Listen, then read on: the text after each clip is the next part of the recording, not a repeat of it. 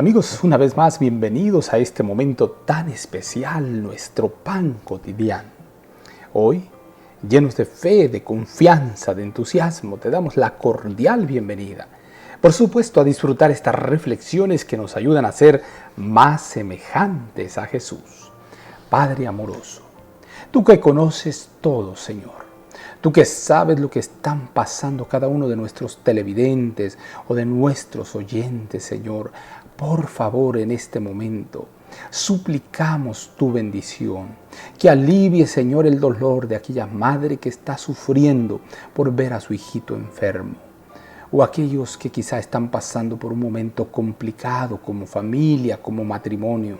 Padre Santo, compadécete de nosotros, ten misericordia y ayúdanos a confiar en tu amor. Ilumina nuestra mente con el mensaje de tu palabra, llena nuestro corazón de fe, de esperanza y de amor. Gracias, Señor, por todo.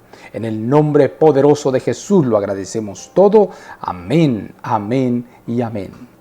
Y bien, queridos amigos, el día de hoy te presento: los estimulantes producen finalmente malos resultados. No os ha sobrevenido ninguna tentación que no sea humana, pero fiel es Dios, que no os dejará ser tentados más de lo que podáis resistir, sino que dará también juntamente con la tentación la salida para que podáis soportar. Primera a los Corintios capítulo 10 versículo 13.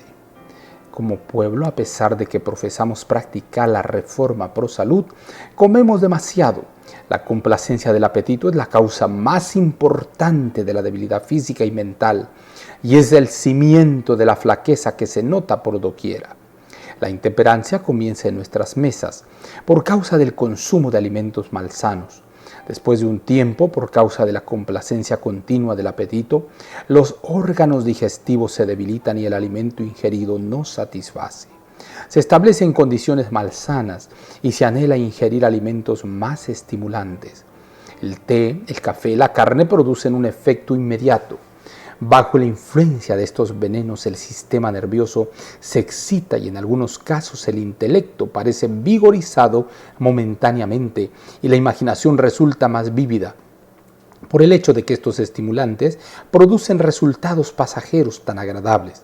Muchos piensan que los necesitan realmente y continúan consumiéndolos, pero siempre hay una reacción. El sistema nervioso, habiendo sido estimulado indebidamente, obtuvo fuerza de las reservas para su empleo inmediato. Todo este pasajero fortalecimiento del organismo va seguido de una depresión. En la misma proporción en que estos estimulantes vigorizan temporalmente el organismo, se producirá una pérdida de fuerza de los órganos excitados después que pase el estímulo. El apetito se acostumbra a desear algo más fuerte, lo cual tenderá a aumentar la sensación agradable hasta satisfacerlo. Llega a ser un hábito y de continuo se desean estimulantes más fuertes como el tabaco, los vinos y licores. El principal motivo que tuvo Cristo para soportar aquel largo ayuno en el desierto fue enseñarnos la necesidad de la abnegación y la temperancia. Esta obra debe comenzar en nuestra mesa y debe llevarse estrictamente a cabo en todas las circunstancias de la vida. El Redentor del mundo vino del cielo para ayudarnos en nuestras debilidades, para que con el poder que Jesús vino a traernos, logremos fortalecernos para vencer el apetito y la pasión y podamos ser vencedores en todos. Joya de los Testimonios, tomo 1, página 417 a la 419. No os ha sobrevenido ninguna tentación que no sea humana, pero fiel es Dios, que no os dejará ser tentados más de lo que podáis resistir, sino que dará también juntamente con la tentación la salida para que podáis soportar.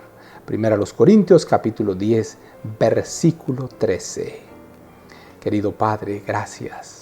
Muchísimas gracias por tus promesas benditas, aún en este asunto tan importante y tan relevante para nuestras vidas, que es la alimentación, la salud.